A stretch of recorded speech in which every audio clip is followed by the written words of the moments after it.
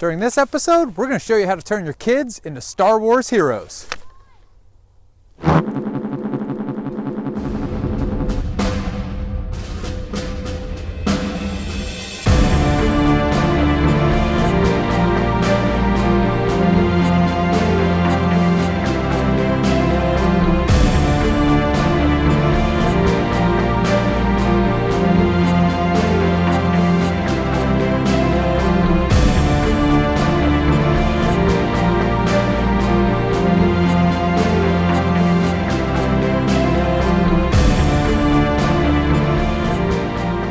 Step 1, the setup. You've got to have costumes. Next, hair and makeup. Okay, just hair. We didn't do makeup. All right, so from a location perspective, we wanted to find a really open, kind of desolate area, which really kind of adds to the mystique of the shot. And so you can see we just found this little area. The trees are kind of dead, the grass is dead. I wanted really muted colors because that way when we light the lightsabers up in post-processing of this photo, it's really going to make them pop. And so we're here at this little park and we're going to start getting the photos ready to go and show you how we're capturing the image. Step 2, capturing the shot. So we're about to start trying to take the shot, and a couple quick tips on the camera. I have it set to fast shutter speed. I'm going for 1/800th of a second, somewhere in that ballpark. I just want a fast shutter speed, and then I'm going to do multi-burst so I can take a lot of frames all at once, and I'm just going to let them fight and see what we come up with. So here we go. All right, guys.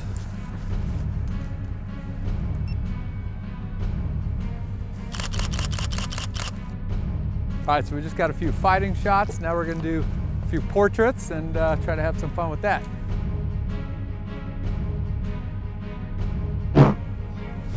Oh, that's good. That's good. Yeah, we're good.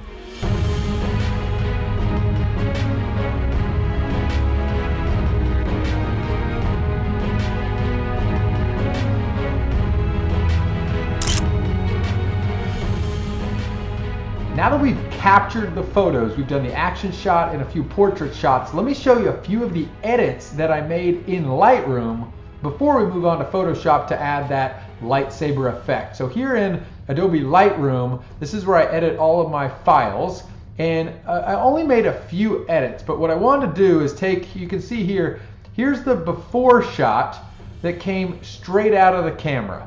And you can see it just looks a little bit dull, doesn't really have any pop to it, but after editing it, I was able to really make it pop a little bit more and get the look that I wanted. And so it wasn't a super complex edit in Lightroom.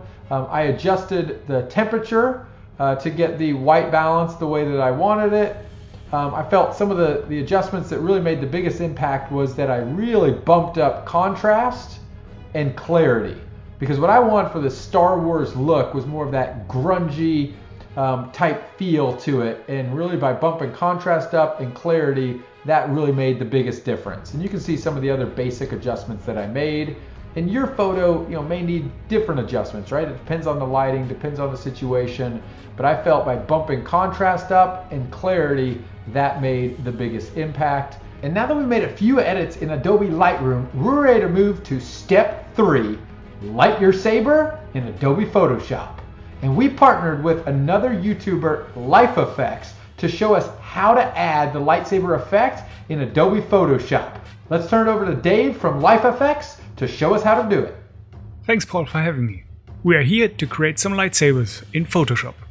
So let's get to it. I promised Paul to do the effect on all of his pictures. I'm sure the kids looking forward to it, but I just had to use this one for the tutorial. For one, this is a very good example on how to distribute the glow of the lightsaber. And second, this is Luke. Who better to play Luke Skywalker? So for the first thing, we need to duplicate our layer. We can do that by pressing Ctrl J. Next, we turn that layer black by using hue and saturation. Turn down the light. You can merge layers with the hotkey Ctrl E. Then we need to switch the blending mode of that layer to screen so that we can paint our lightsaber. There are several methods how you can do this. One easy way would be to use the brush tool. The size of the tool depends of course on your image size. I use 69 pixels and a hardness of 50%. Now for a lightsaber it's very important that the lines are very straight. And an easy way to do that is to click the first point, hold shift and then click for your second point. Photoshop will draw a straight line from point A to point B.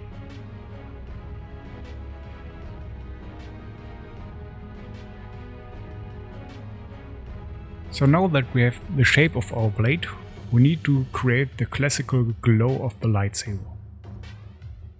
And for that we need 3 more copies of this base layer. Now we go to the top layer and put a blur on it. I use the Gaussian blur and we start with 5 pixels. You can barely see it yet, so we go to the next layer and this time we use 15 pixels. Then we go to the third, use 35 pixels. And on the base layer we use 75 pixels. This of course depends once again on your image size. I combine the layers, put it back to screen and use color balance. Here's where the magic happens. Of course I don't want to tint the whole image, so I activate the clipping mask. Now I can pull the midtones, the shadows and the highlights slightly into the green. That already looks quite decent. But there's missing something. And that is the illusion of realistic lighting that falls from the lightsaber onto Luke. And we do that with a similar way like we created the lightsaber.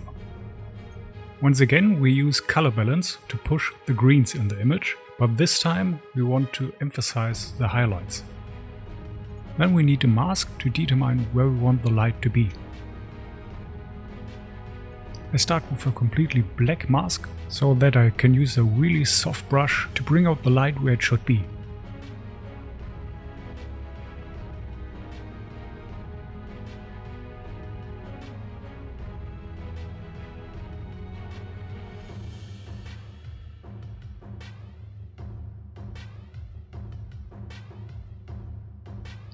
And this is it, a little Luke Skywalker ready to go.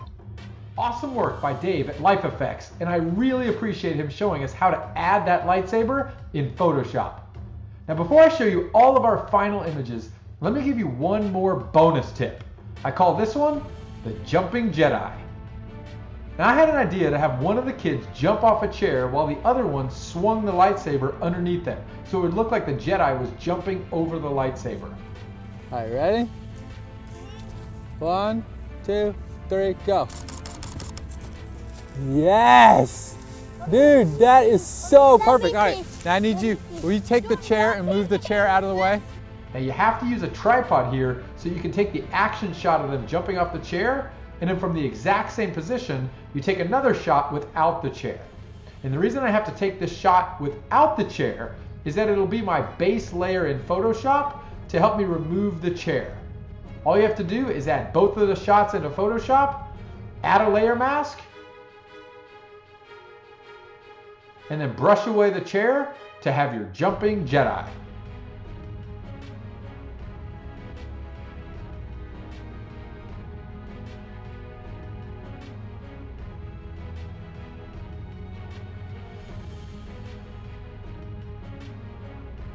Here's a look at all of our final images from this fun shoot.